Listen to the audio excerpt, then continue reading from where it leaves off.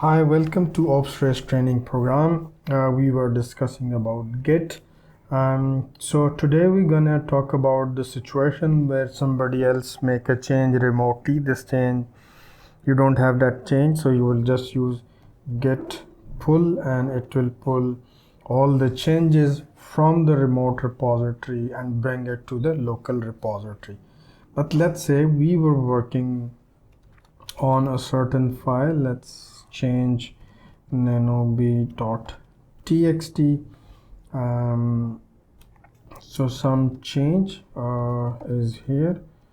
Control O, Control X. Now we have this change in the file. If we look at git status, it tells us like b.txt has been modified. So I'm still working and somebody tell me that I have fixed couple of bugs, so pull those changes so that you have all those fixed. So I will issue the command git pull. It will try to connect with remote repository and bring all the changes. Luckily there was not an issue. There was no conflicts, that's why it was able to pull all the changes. Let's now make a change within the same file that we have here. Make a change to b.txt here, a remote change, commit changes. Okay.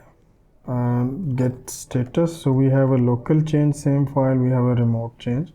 So let's say we want to get pull changes. It will try to merge both of them, and if it is able to merge, it will merge. Like in the previous case, the file was in a separate file, so it was able to merge it.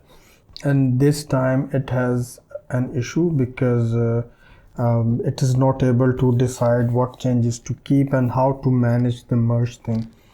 So in such situation we can use the command. We can stash the local changes, so get stash. So whatever is the local change has been moved to or somewhere where it will not conflict. So if we look at, if we just status, yeah, so there is no change because that change is temporarily moved to a stash somewhere. And now again we'll issue the command git pull. It will bring the remote changes to local. Now all those changes are applied. Our local changes that we stash, we want to retrieve that. We'll just simple issue the command git stash and pop. So we want to pop it, and it says that it is merging the changes, and I hope it is able to merge the changes without a problem. Let's print the content of, yeah, here we can see it is able to make the it is able to merge the changes. So now we saw how we can stash the content, how we can retrieve the content. So let's conclude this here and see you in the next lecture.